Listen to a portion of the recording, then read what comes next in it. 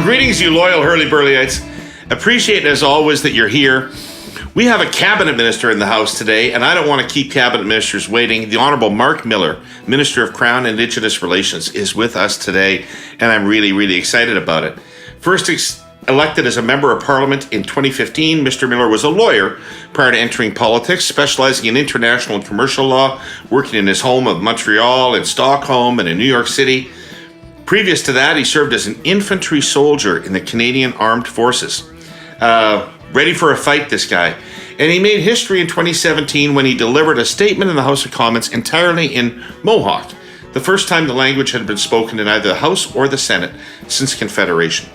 So today on the pod, what do I want to talk to the minister about? I want to talk about what his mandate is, what the government is doing and intends to do in this area, and why. I want to talk about how it's being responded to in the Indigenous community and by critics outside the Indigenous community. And I also want to understand if there's the possibility of a difference, of a divergence between the government's economic and climate programs and the reconciliation agenda at a certain point. So, Minister Miller, it's great to have you here on the podcast. Thanks for joining us. Really appreciate it. Thanks for having me on, David. Well, and you're in Thunder Bay right now. That's right. Yeah, which is a kind of place that, either you'll never be accused of going to Davos, will you? Probably never. Unless there's a reconciliation summit, at which point that'll be a significant advancement of where we currently are at. The answer is no. Exactly. Just to get this out of the way, because I suspect I'm not the only one who's a little confused. The government has two ministers. You're the Minister of Crown-Indigenous Relations, and there is a Minister of Indigenous Services. What is the difference, and what's your particular mandate?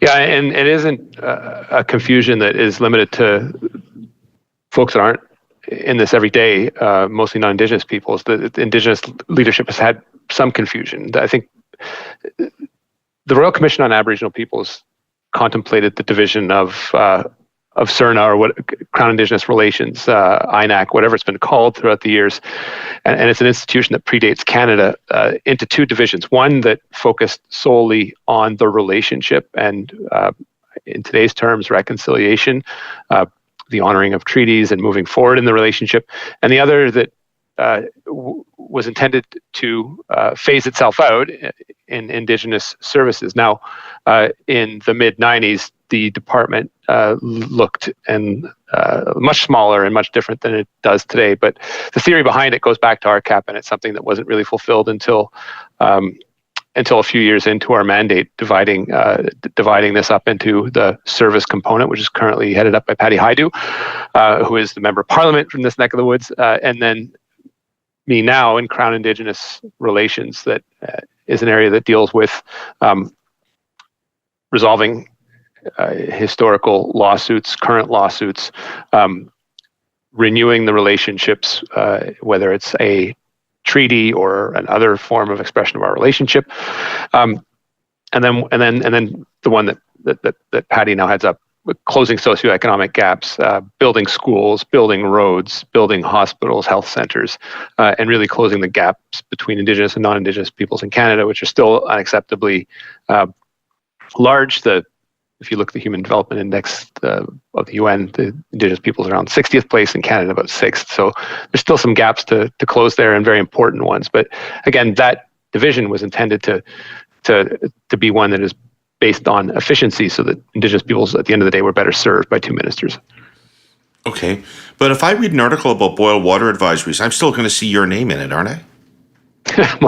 At times, the issue there is that this is an issue that has been important not only to Indigenous folks in Canada, but non-Indigenous populations. And I was responsible I was the Minister of Indigenous Services during COVID, during a worldwide pandemic, and there were a lot of matters to be dealt with outside the pandemic, including the lifting of boiled water advisories, which we continued to do. And so some of those headlines probably think that I'm still the minister there, but that is under it's the responsibility of all the cabinet, but it is the responsibility now of Minister Haidu. And I guess to put things into perspective, in 2015, which I give the Prime Minister credit for boldly standing up and saying enough is enough, we're going to get rid of these advisories. There was about 105 in place. We've now removed more of those long-term water advisories than there were existing at the time. There was some slippage. We added some numbers there, but there's a lot that's been done. But there's also, 24 or more that remain, mostly in the Crown of Northern Ontario. And again, in a country like Canada, it's unacceptable to have that. And so any government worth its weight needs to continue to drill down on these issues that are so important. I know. Even my little village of Prelate got running water in 1967. So you should be able to turn the tap on and get water. I agree. Let's just take a step back, though. So in 2013, you've got a burgeoning law practice in Montreal. You live in Montreal. You're in the prime of your life, and you decide to run for office. Why did you do that? It's a good question, and it was a combination of things. And you're right. I had practiced. I'd started my career in New York City. I got lucky, got an offer straight out of law school, coordinating my career with my wife, who was a diplomat in New York City, worked there for 4 years, had 2 kids, and then she was Swedish, and so wanted to go back home for a bit. So we spent 3 years in Sweden and practiced law at a big law firm in Stockholm, and had another kid. And then in and around 2007-8, we took the decision that we wanted to move back to Montreal, which is where we met, and be closer to my parents, who were active grandparents, and really just move on in a city that we both, I love, I grew up in, and that my wife has come to love. And so it was a question of coordinating careers, a question of getting back to Canada that I'd been away from for about 8 years. And then it's no secret to anyone that I've been friends with the Prime Minister since 1984, since his dad left politics. We met at Brébeuf, studied in secondary school from secondary 1 on, and have known each other. It'll be holy cow, it'll be about 40 years next year that we've been the closest of friends through thick and thin. Old friendships are great, aren't they? Yeah, and they get you in a lot of trouble. They're great. It's great to have people that you've been friends with that long. Yeah, and I think that the thing that is sort of lost track in this narrative, is hardly credible now, is that the Prime Minister had very few close friends around him at the time. You can count them on your finger, those that would support him in his initial run and subsequent runs in Papineau. And I happen to be one of them. I would have done it for you had we been that close.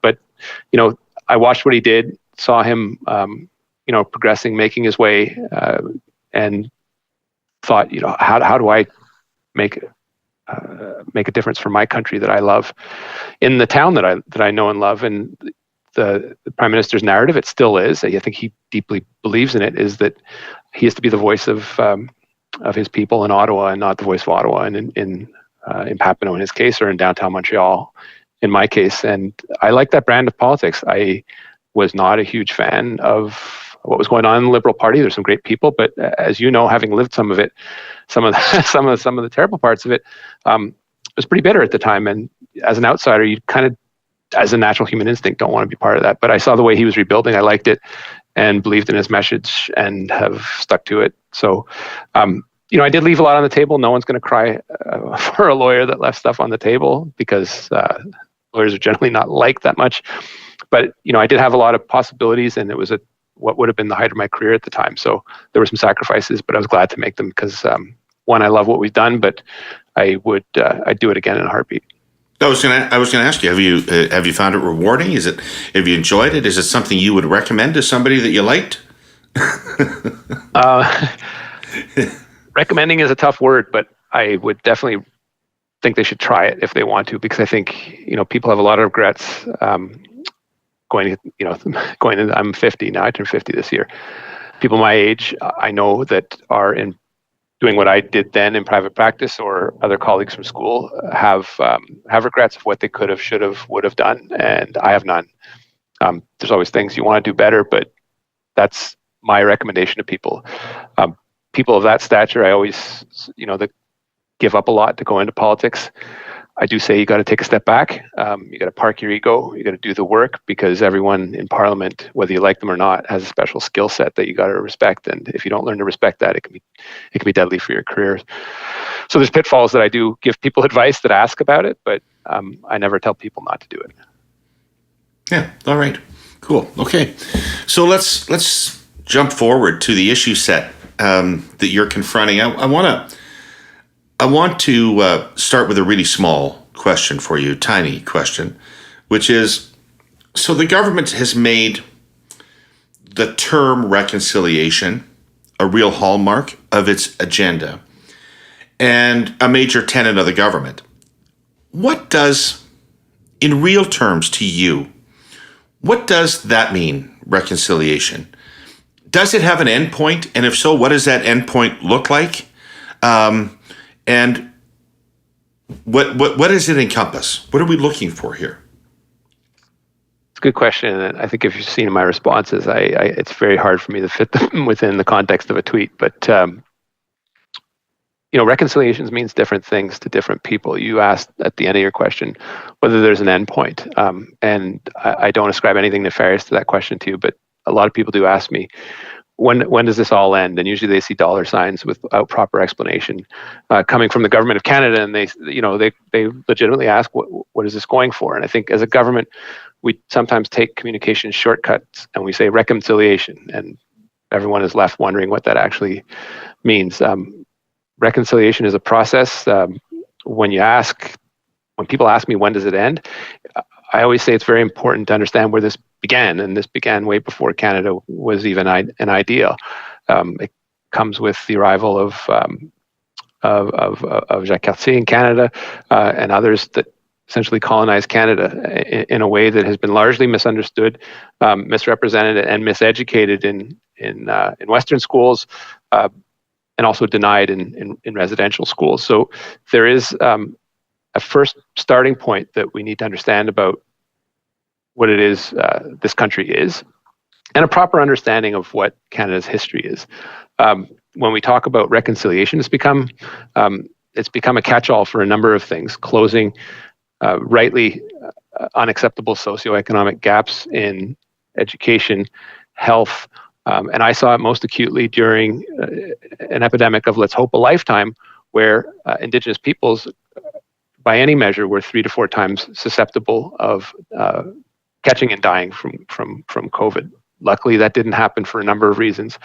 But the lens that we saw that pandemic through was that of a group of peoples that had socioeconomic determinants of health that led them to be more susceptible to a disease. The job of the government of Canada, provincial governments, territorial governments, municipal governments, is, if you really care about the people that live here, is to eliminate those gaps. What does that mean? That means significant investments in precisely that. I mean, at the top of people's minds, because we've made it, and rightly Indigenous peoples have advocated for it, water an issue. It's a very basic service. It's highly, much more complex than people imagine, but it's something that in a country like Canada, you got to get rid of those advisories. It's important to build schools in communities that haven't had them, so you're not shipping them.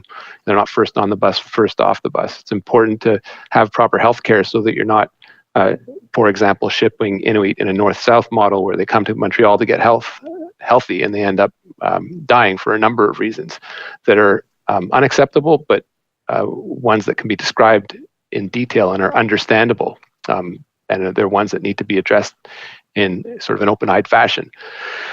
So when you take all those issues together and add to them, a good part of what my mandate has been, which is to deal with historical legal challenges, whether it is the treaties, the numbered treaties in some cases that have paved the way for Canada to be what Canada is today, are essentially constitutional documents that Canada has essentially never respected, that come with a price tag when you try to address some of the broken promises in the billions.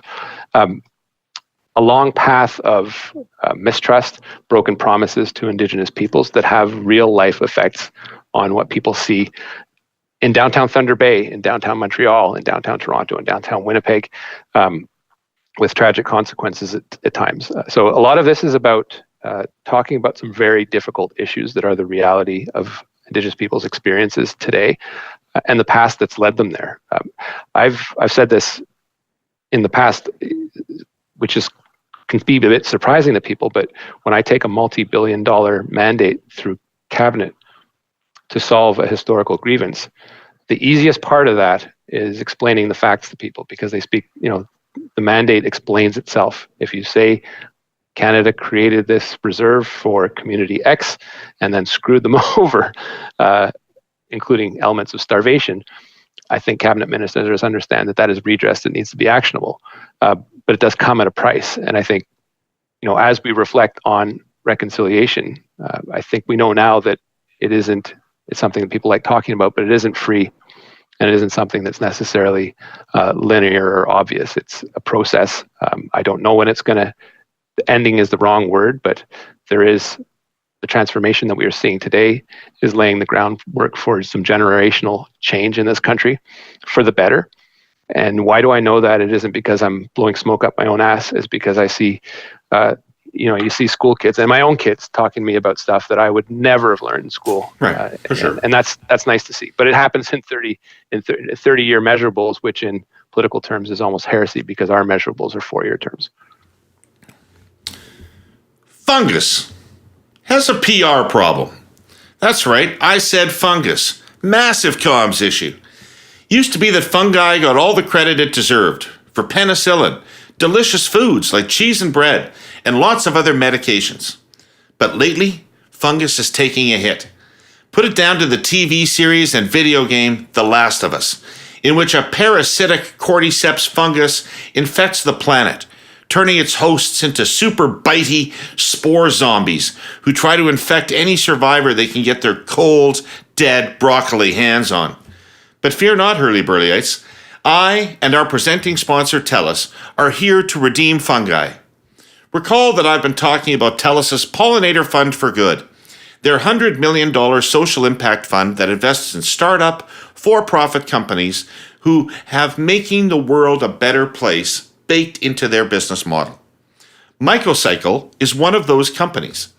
They transform hard-to-break-down construction and demolition waste like asphalt, once destined for landfill, into valuable raw materials, using, you guessed it, fungi. Now, I'm about the furthest thing from a mycologist, but they tell me that lab-cultivated fungi are applied to shredded waste materials, breaking it down quickly and turning it into biomaterial that can be rendered into new products for commercial or industrial use. Stuff like substitutes for styrofoam, insulation, packaging, and building materials, and multiple other applications where plastics had previously been used. Check this out. For every ton of waste diverted from landfills, Mycocycle avoids almost 3 tons of CO2 emissions. And they're just getting started, with new strains being developed around rubber, gypsum byproducts, soil treatments, and other agricultural applications. I'd say that delivers on making the world a better place. See, fungus? We got your back. Take a well-deserved bow. Go to telus.com/pollinator to learn more. So let me divide your answer up into 2 parts, because there's the standard of living pieces of it, which it won't surprise you that I've done lots of polling on this over the course of my life. And vast majority of Canadians support anything the government can do to get people water and to get them education. So these 2 things are almost universally supported by Canadians. Some other things like housing are a little bit more controversial because people have it in their heads that they provide for their own housing, etc. But anyway, on the services side, there's a fair bit of support for doing a lot. But the reason I asked you, because you're Crown-Indigenous Relations, is my sense is that in terms of the relationship, that there's an aspiration in the Indigenous world for a different kind of relationship with the non-Indigenous Canadians that doesn't exist right now and is not really imagined, I think, by non-Indigenous Canadians. Am I right about that? I think the short answer is yes. It's one that, I think, and it's hard to speak for Indigenous people in this country, particularly in the position that I hold, but there's one that yearns for respect. and a true understanding of the relationship that Canada is based on. I haven't read senior polling, but the polling that I have seen sort of anecdotally over time is interesting. It does show that interest, particularly among non-Indigenous Canadians, for some very basic things that strike to the heart of what you think is decent. And Canadians are decent. They'll go for things where they feel that people are being hard done by, particularly if it has that historical aspect with it.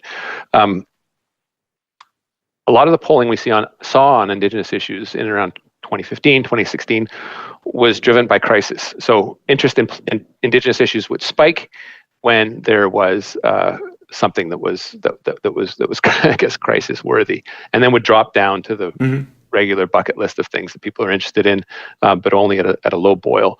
Whereas now today you see Indigenous issues come up more and more and have sort of a steady trend, whether it's a bucket list of those issues that you're talking about or others. There is more interest generally when in the polling, and the same stands. Well, the same was true for the environment, but when you look at polling among youth, you see those two issues pop up very high on the list of priorities that Canadians have.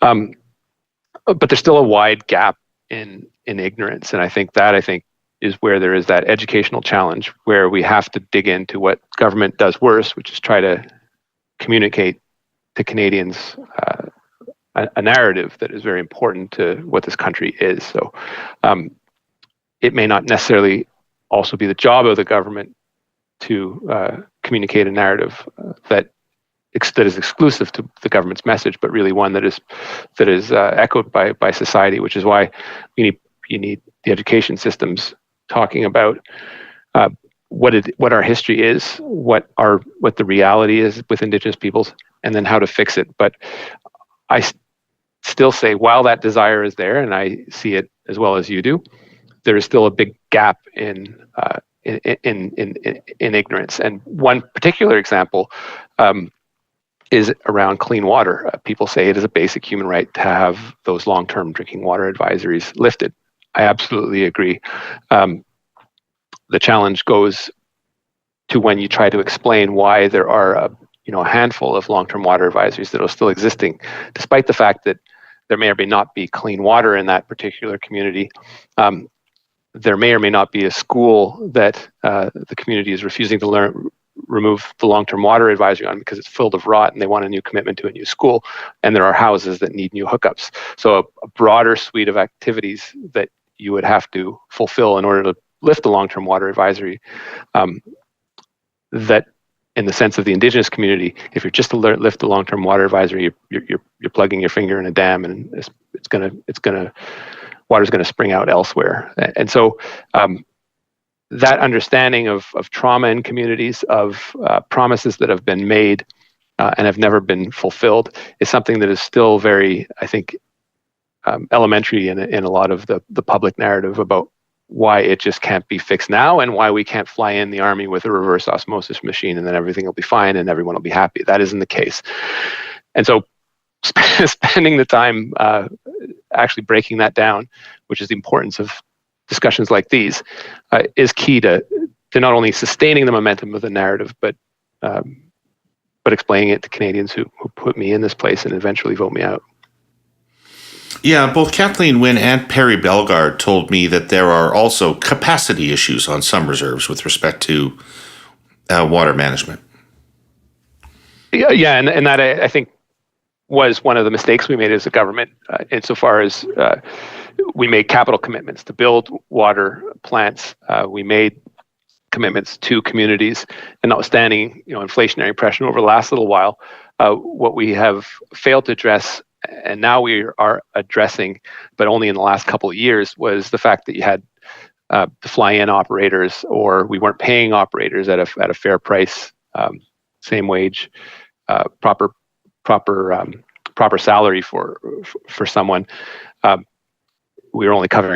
was only covering 80% of the cost of wage operators, and the training of people who are you need advanced math and advanced chemistry to work one of these plants. You are pretty much the pride and joy of your community. You could easily go elsewhere and get paid more money to do that.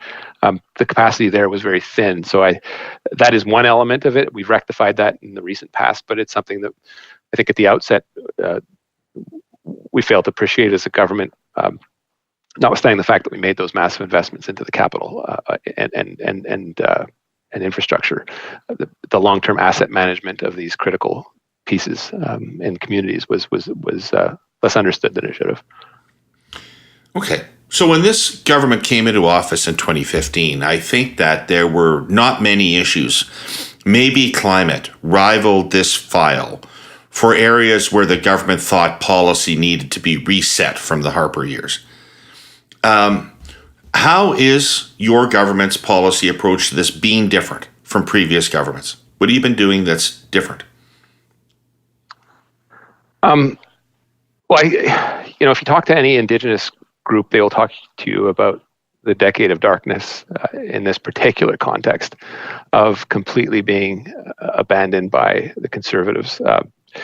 That shows in the numbers, first and foremost. It's incontrovertible. And despite the fact that the Harper government did make that historic apology to residential school survivors, it's important that did come out of a court case that was started way before Stephen Harper got into power. But it was an apology that was made, and that takes governmental effort.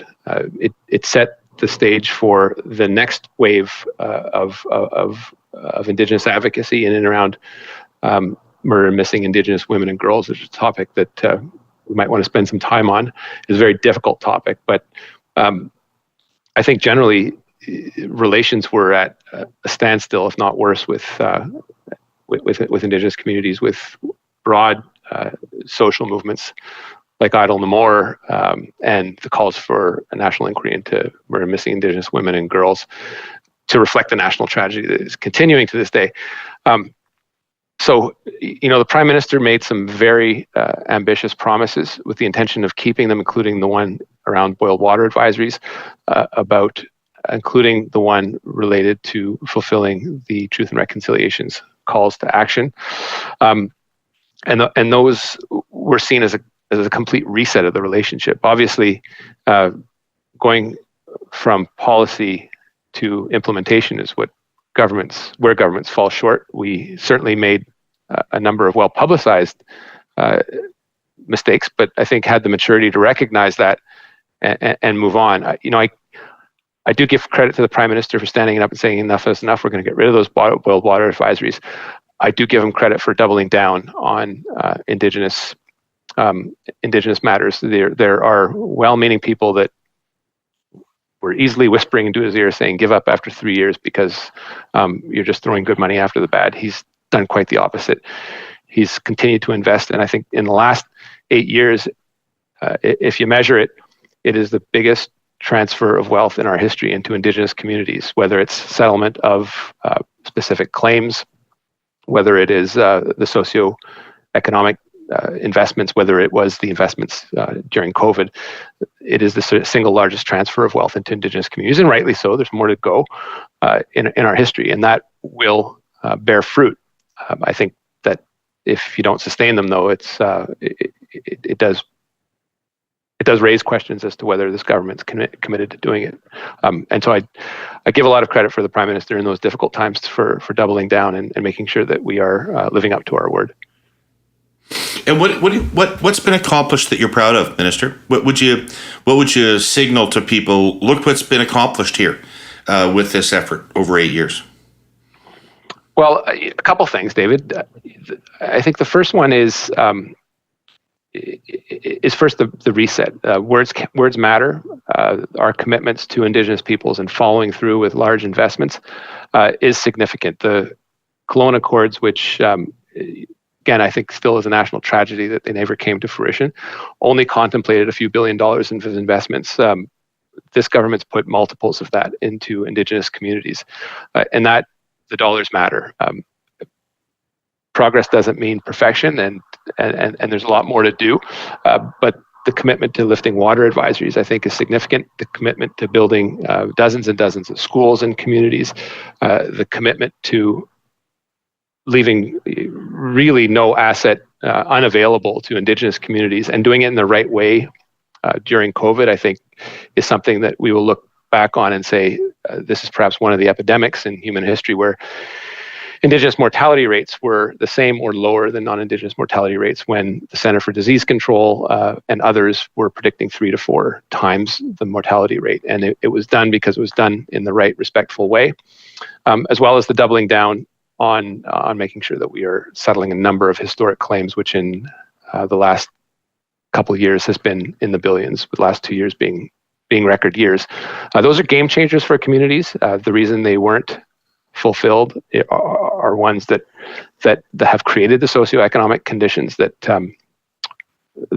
plague Indigenous communities to this day. One example of those are some agricultural promises that we made in a number of treaties throughout the prairies, principally, such as that are, well, the vast majority of number treaties have promises that we would provide cows and plows, for example, to communities so that they could adopt agrarian forms of economics and producing food. In the vast majority of those communities, they were never provided, and that nor was farming available for a number of reasons that existed in the Indian Act, but that created that socioeconomic also shit lands too, right? We didn't give them any good farmland.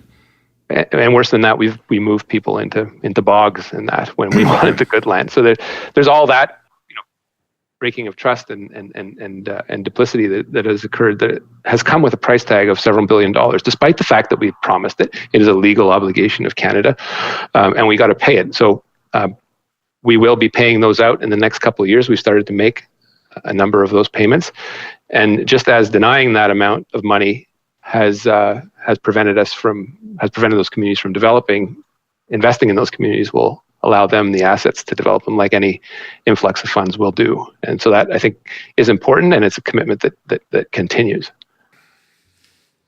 Supply chains are the veins and arteries of Canada's economy. And if you'll permit me to extend that metaphor, there's plaque and sclerosis swirling around the system right now. Keeping our supply chains clear and healthy is a major preoccupation of our federal government and of our sponsor, CN. It's a frustrating job. Let me give you a little update on what's been happening. Weather. It remains practically impossible to load Canadian grain onto ships in Vancouver's perennial rain. Sustained rainfall creates bottlenecks that back up all the way to the prairies. A solution must be found. We're also in a severe global heat wave. Ultra-extreme temperatures have a crippling effect on some of Canada's trade partners. And here at home, they cause wildfires and palls of smoke that hang over a big chunk of the continent. The climate is changing. I think we can all agree on that now. Managing its effect on supply chains is critical work. War. You may have read about Russia once again abandoning the agreement to allow safe export of Ukrainian grain.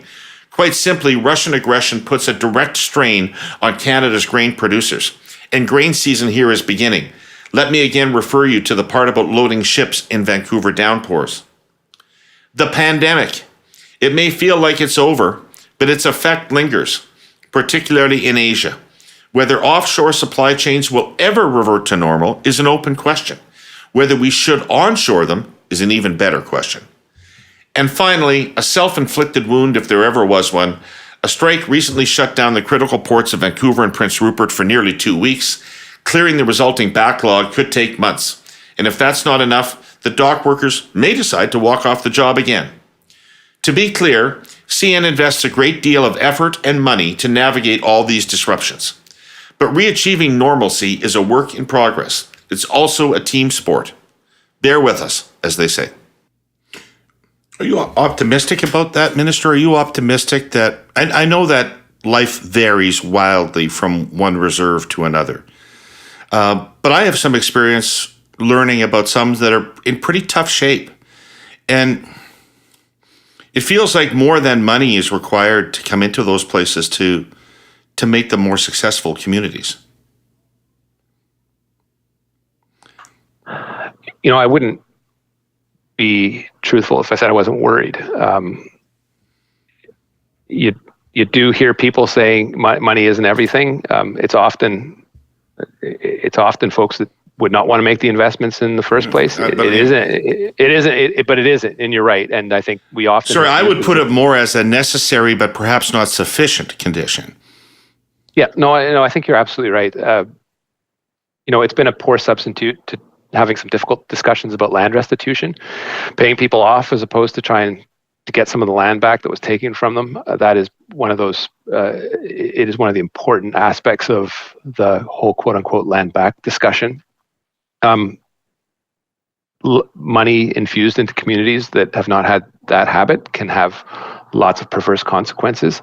But I am hopeful. I mean, I'd resign if I wasn't hopeful, but I do see it isn't, I'm not naive enough to think that it'll be heaven on earth in every community. And indeed, some, Indigenous peoples are human beings, make good decisions, make bad decisions.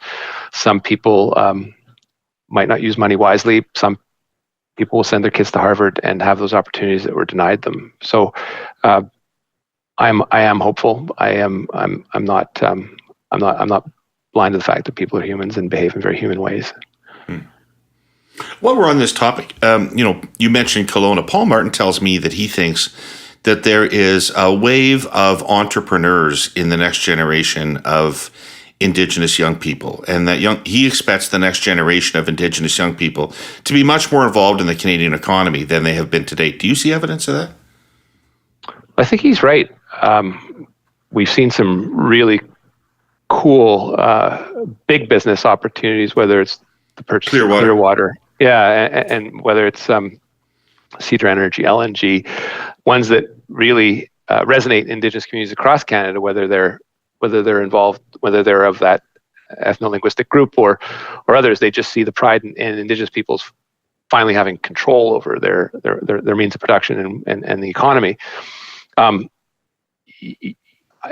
The state of Indigenous business right now is often, sole source, a lot of women in it, very fragile, and they need that support. And I know that, having deployed some of the supports during COVID that need to be tailored specifically for that reality. So there is a lot of work to do, but you see some brilliant folks out there that are knocking it out of the park, and all they need is the opportunity. And all they need is the opportunity to close that capital gap. Obviously not something that we think of as an isolation. Indigenous education, business education goes in tandem with that. If you don't have the graduation rates that are up to par, and if you don't have that reform of the education system, you aren't creating the socioeconomic conditions for those folks to prosper. These people are people that are doing it despite it. But you see a lot of it, and you see more and more opportunities for Indigenous peoples, whether it's in the private sector per se, without the government involvement, or the government putting the money where its mouth in achieving some of our procurement targets, the procurement targets that we fix for the government, which is one of the biggest buyers out there. Yeah. Are we fully funding schools on reserve now? For years, we didn't fund them at the level that provinces funded regular schools, and as a result, the quality of education on reserves was worse. Is that one of the things we're fixing? Yeah, I think it was one of the first things we fixed financially in one of the first couple budgets. Now, deploying that money has been a challenge, and I spent a good chunk of my tenure as Indigenous Service Minister trying to fix a lot of perverse consequences of deploying that money according to a formula that wasn't entirely perfect. I would say it's uneven, but in terms of the financial commitments, the money is there, and there is funds plus for some communities, particularly in supporting language and culture. But that parity wasn't there when we got into government. It was something that we moved quite quickly to fix. At least financially, but deploying into communities and doing it in the right way that properly reflects the nominal role and the enrollment of kids in school that does fluctuate has been something of a logistical challenge, but it is something that is, from a financial perspective, met to the best of my knowledge. And again, it isn't, to your earlier point, it isn't the entirety of the conversation, because in that conversation there's a parallel conversation about the reform of the school model, which is something that is of capital importance, particularly as communities take control and take charge of their own education system, whether it's the Anishinaabe Nation in Ontario or the Mi'kmaq. When you do that, you see the results, and you see graduation rates that are at par or superior to ours, and that is something that's nice to see, because that is not something that's even across the country. Right. Okay. So I want to kind of edge into politics with you, and it's small p in a sense, I guess, and that is that. So it is my observation, and I'll just leave it as my observation, that this government is the most committed government to reconciliation and to improving the quality of life of Indigenous people that I've seen in Canada. So it's quite possible Mr. Diefenbaker's was better. I didn't see that one. But of the ones I've seen, this is the most committed by a mile. It's spending the most money by a mile. I mean, Kelowna was $5 billion spread over a couple of years. It wasn't even in the ballpark of what this government is spending. Not only that, you change the vocabulary and terminology of the country to the point where even my progressive friends bitch about how every story on CBC radio is about Indigenous people one way or another. Indigenous people have been given a very large say in the economic development projects of the country, all of which is to say, now there's evidence that they're not very impressed themselves. So Ms. Archibald, who was the national chief of the Assembly of First Nations, was certainly highly critical of the government and the government's policies at a core level of principle. So were her supporters on social media. And then, of all people, Dan Arnold at Polera came out with a poll that said that in terms of voting intention, the Liberals would be third among Indigenous voters. Like, what the fuck is going on? I know you can't expect people to be grateful, but Jesus, what's going on? Well, I guess a couple things, and I haven't had the opportunity to look at Dan's poll in detail. He's certainly, to my knowledge, I hope the heck he's been an accurate poller within the past. I mean, it's his credibility. I might not cite it as one data point if it wasn't him, but it is him. So and so I don't know what the genesis of that is. Certainly, the numbers don't lie. The numbers in terms of our investments, they aren't the only story, and as well as the attitude. I think it's the approach that I think we've had to take is one that we sort of counter our own and any political intuition, which is to stop patting ourselves on the back for our successes, keep our heads down, and get the work done, while making these massive investments that need to be justified, and first and foremost to our own consciences, but second, if you're worried about your own reelection, frankly to non-Indigenous people that care about these issues, and that requires a longer explanation than it does to Indigenous peoples. From the Indigenous side of things, again, hard for me to speak for them, but I do respect people's desire to advocate for more. They live in their communities. They know the realities that are happening. They are not immediate, and often there is a sense of immediacy that comes with politics. Not trying to explain it away, because I do certainly think that there's a whole lot of work that remains. And particularly in the wake of a couple of years, not only with COVID and the impact that has had on people's mental health, but also some scarring discoveries around residential schools and a history that's been consistently denied to Indigenous peoples and about Indigenous peoples, about the experience of residential schools that has led to a renewed need to, one,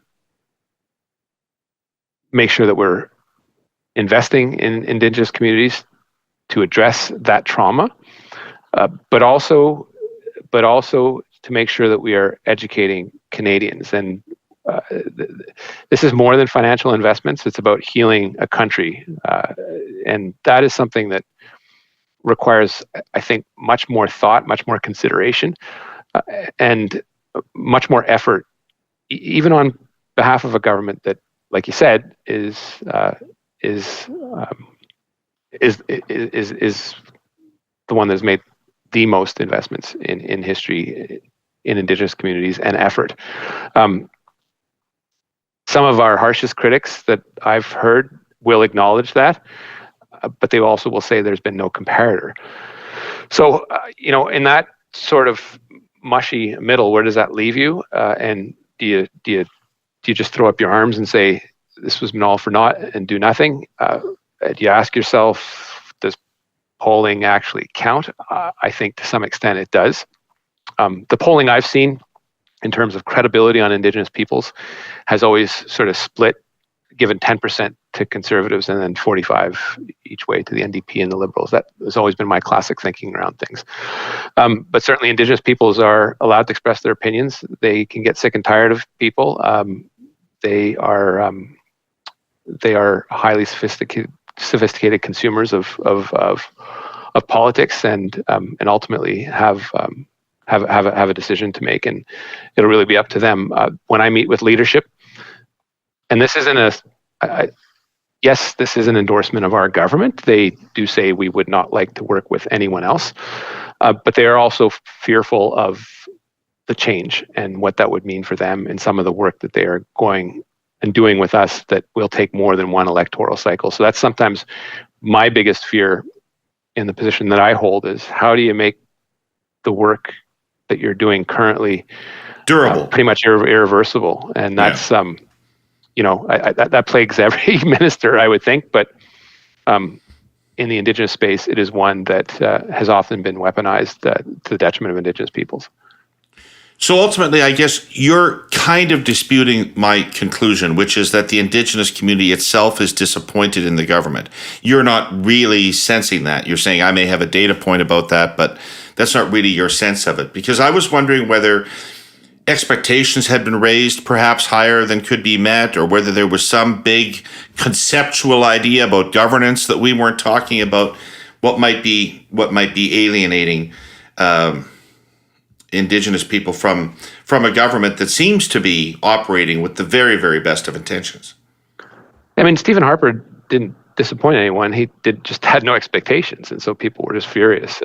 We've raised, I do concede that we've raised the expectation meter quite high, so the corresponding capacity to disappoint is high. And with 7 or 8 years in, that is something that you look at carefully. I kind of being a pale redhead, I know when I'm not welcome in a room. I don't get that sense in my meetings with Indigenous, and I don't make it to pick, the kindest, happiest Indigenous group. I do meet with folks that are highly resistant to our government as a concept, but people that don't necessarily like us at all, and I don't sense the that sort of trend. But it is something we have to be conscious of, and data points are data points. So you got to keep an eye on them. How much does Jody Wilson-Raybould matter in that world? Is it possible, if I was speculating, if I was hypothesizing, I might hypothesize that the firing of Jody Wilson-Raybould said more to Indigenous people about our government than any billions we spend? Hard to say. I think it's something that's been in the public's imagination already litigated through an election. Certainly, the way in which it was handled is one where you know that there are regrets. I think, if we're to be honest, on both sides. In terms of my day-to-day politics and the work that I do, I think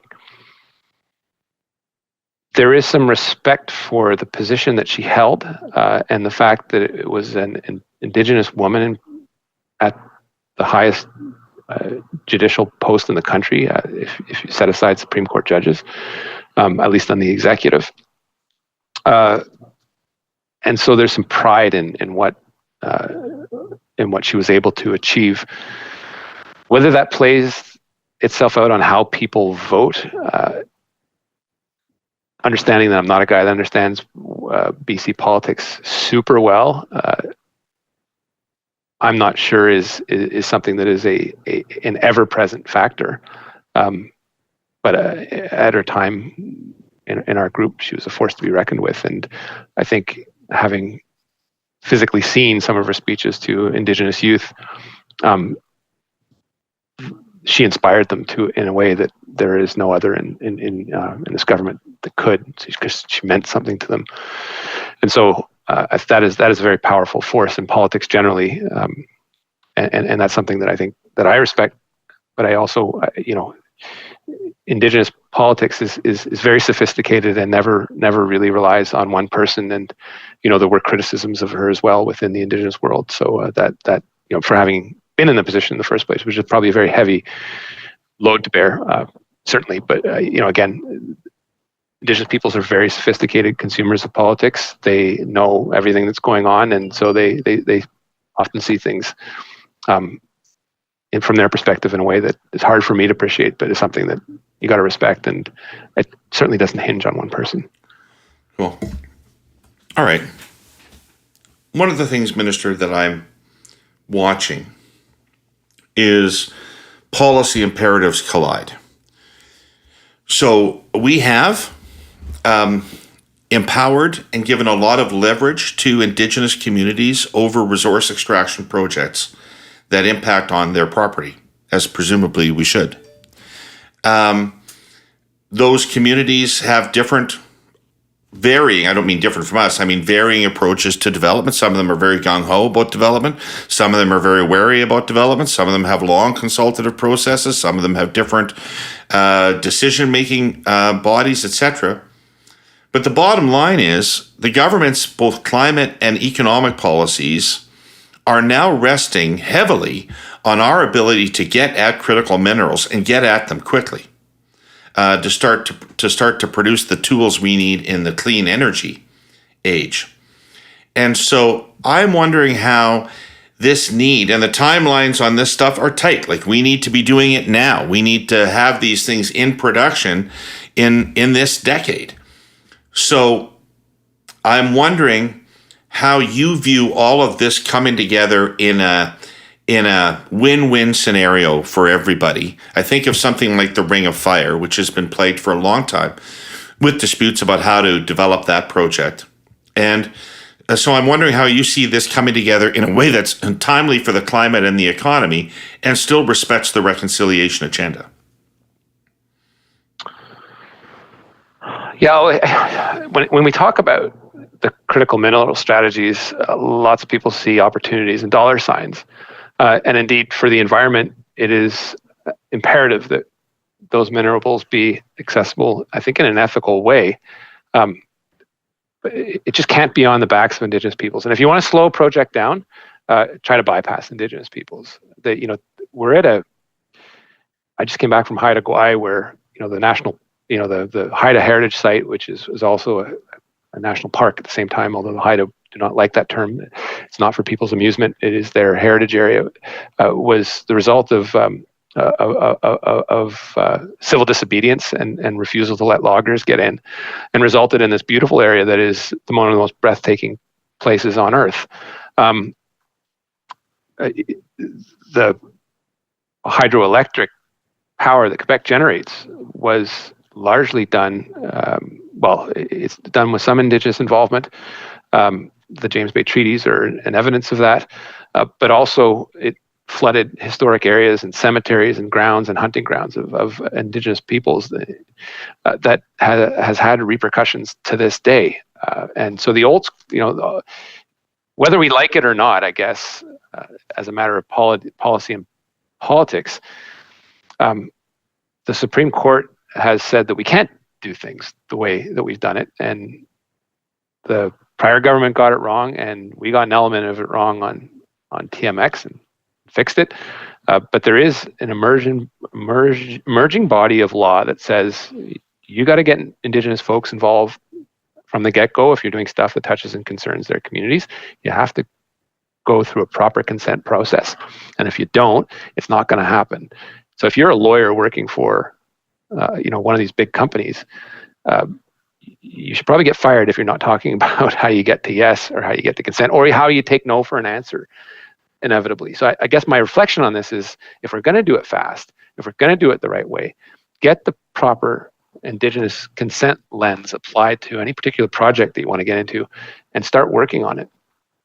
There will be flashpoints, and that I think we need to recognize. And at some point, folks are going to have to take no for an answer. If you ask people in Ring of Fire is over a decade now, Minister. People have been trying to build a road. Yeah, it's a decade. I mean, another decade goes by, and we might as well forget about it.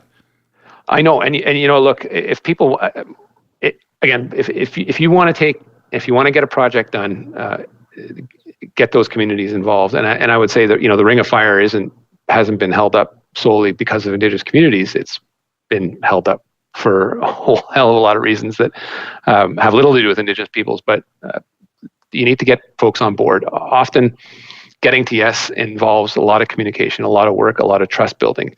I do have the chance to speak to CEOs from some larger companies at times. I emphasize two things: that talk to folks early, and take some personal involvement. Don't just send your lawyers in.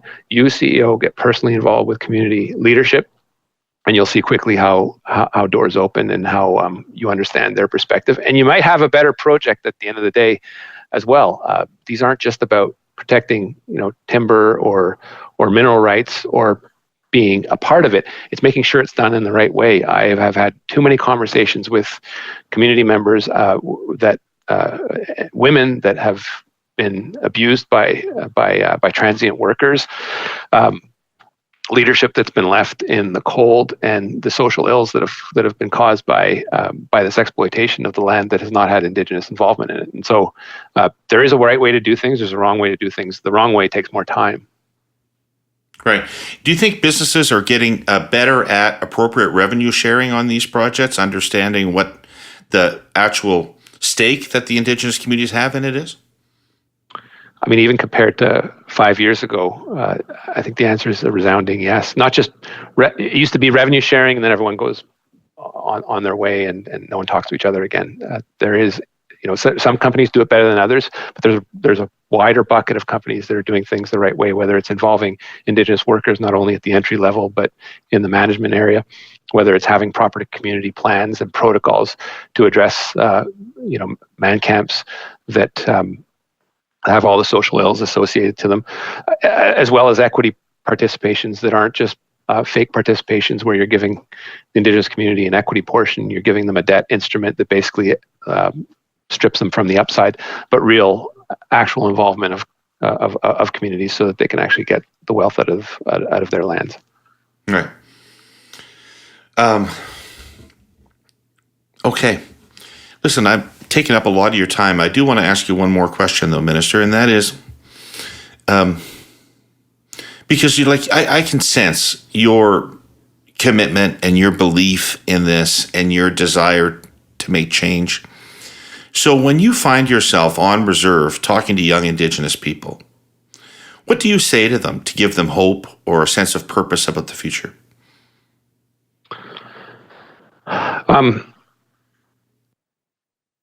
I kind of in a weird way, it's not up to me to give that message. I kind of listen and see where they're going with.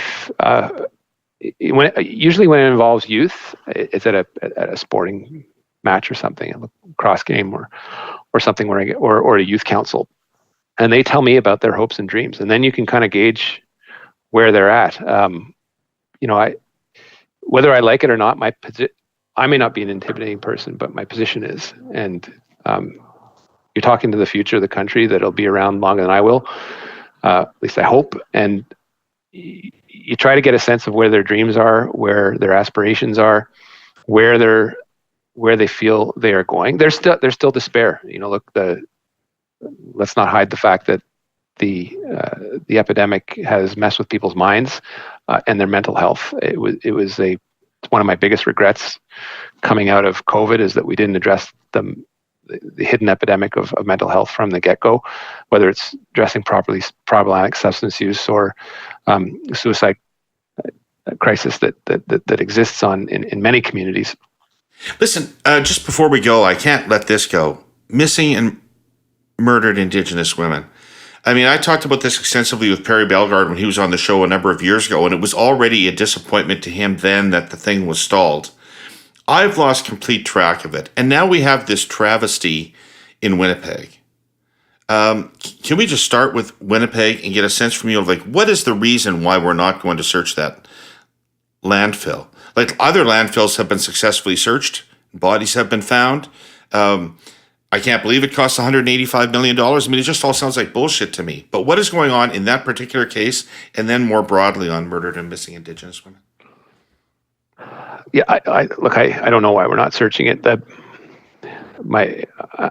you can tell by my voice, I'm immensely frustrating. But where we are today, in terms of the search, we funded a feasibility study that showed a couple things. One, that there were, yes, absolutely safety concerns, but this search of a landfill was possible for a number of women that are known to be there, and the reasons that have been given for not searching by the premier, that it would jeopardize the health and safety of the people searching, which was a concern raised in the feasibility study that we funded, and that there were issues in and around the prosecution of the case that could compromise the trial of the individual that's being held and charged with the murder of these women. So that doesn't match with my briefing that I've received in and around the prosecution of this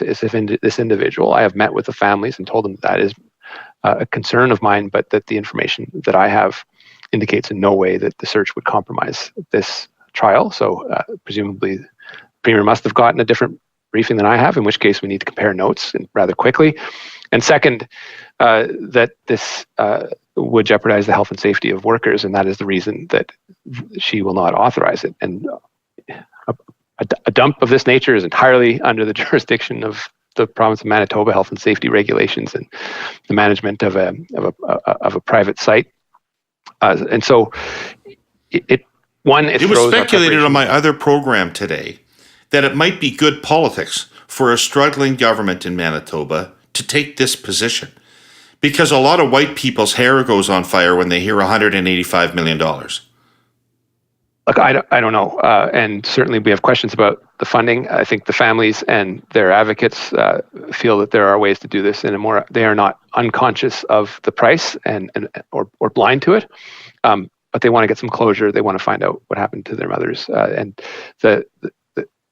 And the reason we talk about jurisdiction in this context, it is a poisonous term. It is constantly being used to negate and prevent governments from taking symbolic and real action in and around murder missing Indigenous women and girls. There are places where Canada can act exclusively. It can't go and nationalize a dump. It can't do it in the face of a provincial government that does not want to spend the money. They've said that the money is not an issue, so they presumably would fund it if it weren't for the other issues. But actually understanding what the other issues are, and they are incomprehensible to me, and that's something that we need to coordinate together. Now, on the larger issue of murder missing Indigenous women and girls, I think it's untenable, knowing that this is a tragedy that is affecting the entirety of the country, that a province can wipe its hands of it or wash its hands of it and say, I, Province X, refuse to be at the table with you because there are Indigenous folks involved. You take care of it, Canada.